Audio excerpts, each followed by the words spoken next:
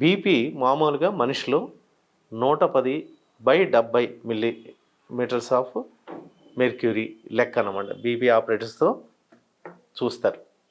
ఇంతకంటే ఎక్కువ ఉన్నదనుకోండి 120/80 ఉండొచ్చు.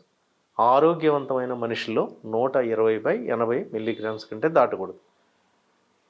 130 సిస్టాలిక్ బ్లడ్ ప్రెషర్ పెరిగిందనుకోండి, దాన్ని మనం కొంచెం జాగ్రత్తగా చూడాల్సినటువంటి పరిస్థితి.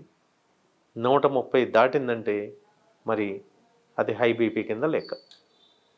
హై బీపీ మన జీవనశైలి మారుతుంది కాబట్టి ప్రజల్లో యావరేజ్ బ్లడ్ ప్రెషర్ లెవెల్స్ కూడా పెరిగినాయి. 130 కామన్ అయిపోయింది. కానీ కొన్ని స్టాండర్డ్స్ ప్రకారం 130 కూడా నాట్ యాక్సెప్టబుల్ అంటున్నారు మరి డాక్టర్స్. అందువలన మన బ్లడ్ ప్రెషర్ ఎప్పుడు కూడా 120/80 దాటకుండా చూసుకోవాలి.